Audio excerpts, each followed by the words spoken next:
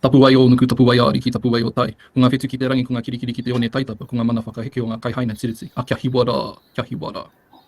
I am a member of the Tiriti o Waitangi signatories, Ngāi Tai ki Tāmaki, and te whakatōhia, and a descendant of the representative Hapurangatia, Pūtiki, Rangi Huatake, and Tapu of Ngā Tiriti Whenua. Just hold on a moment. I'm going to turn that up because that's gone very quiet.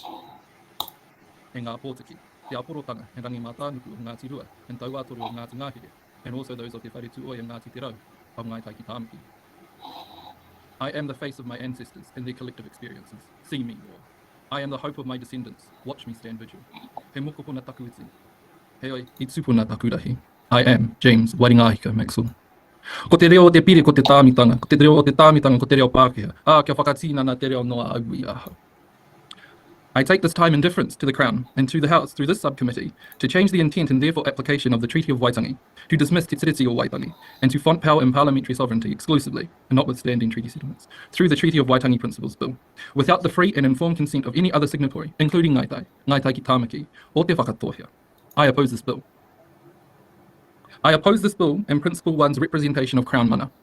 The aforementioned signatories have not ceded sovereignty to the Crown, but rather gave standing to the Crown to govern Pākehā through the maintenance of good law within the rohe of these signatories. The Crown's standing does not limit or override that of the referred to signatories within their own rohe, but offers an additional pathway to justice when needed. This is the continued understanding of the signatories and the whānau within those hapu who are signatories. My opposition therefore is concerned with the limitation of hapu rangatiratanga and the manu motuhake of signatories with a sole vacuum of power coalescing in the Crown through parliamentary sovereignty and manipulated through majoritarian democracy. Nowhere in the treaty did it state, and nowhere have signatories stated, that they wanted democracy and majoritarian democracy. My further opposition is vilified in Principle 2, attempting to restrict my rights to settlements. Settlements address grievances but cannot exhaustively define Ngāi Tai ki Tāmaki, or whakatōhia rights. And in Principle 3, we find issues in equality without equity as a form of genocide.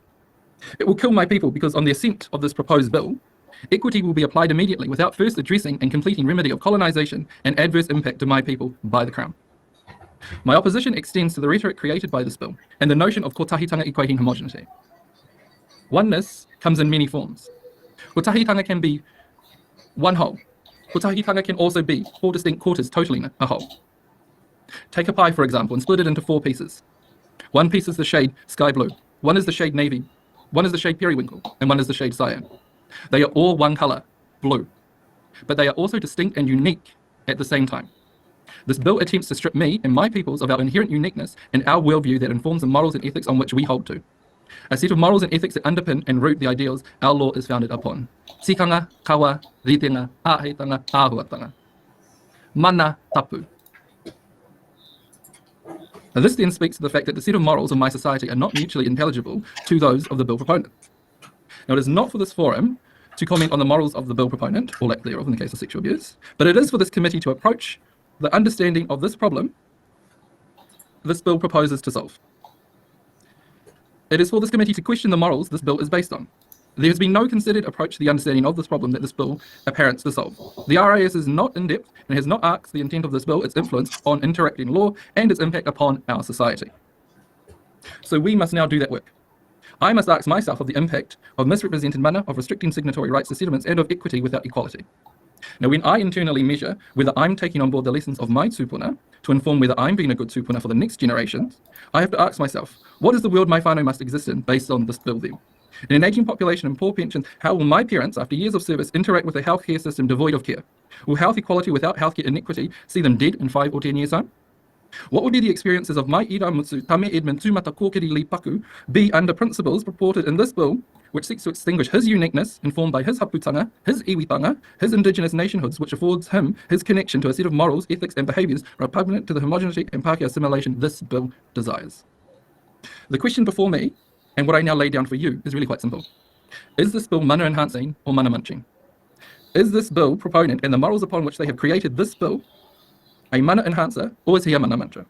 Do these principles provide for the 3 M's? And you will see in my submission the 3 M statement.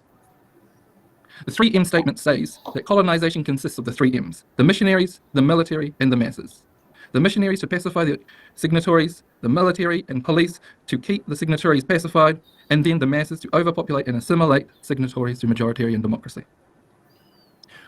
What Te Tiriti offers and what the treaty does not offer is kia whakapu mai te mana motuhake o ngā hapu kai haina tiriti. The marae, the mauri, and the mana. The marae, the hearts of the signatories. The mauri, the life essence of the signatories and their relationships to each other and the taiao. And the mana, the power and authority of the signatories to exist as them.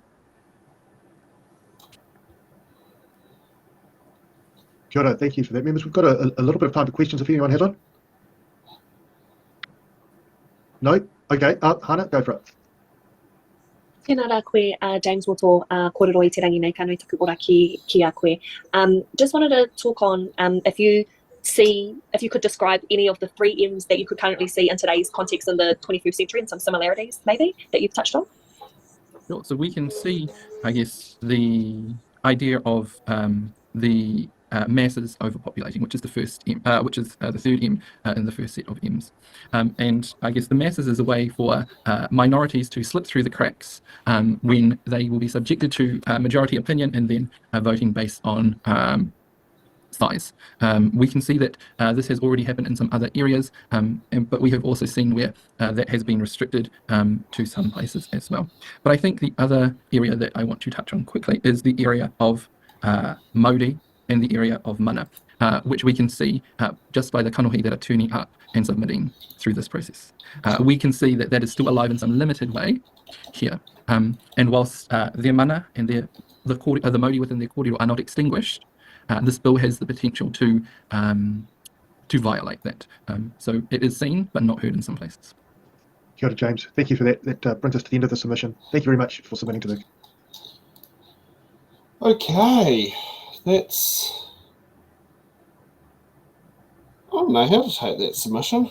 Well, I did miss the, probably first half of it because cats are demanding. Oh yes, we do know that, yeah. And so are bodily functions. So yeah, I had to run away for the first few minutes of that. But like he was saying about the 3 M's, and like he's right. We really need to change the way that we look at it. Like we need to replace them with things that are relevant to our country and our time, like the time that we live in now. Yeah. Like we can't keep going back to these things from the 18 and the 1900 and the early 1900s and going, this is how we have to live our life, because like we have new technologies, we have new ways to communicate, we have new ways to stand together, and we need to realize that like it's not the 1800s anymore, it's not the early 1900s, like it's like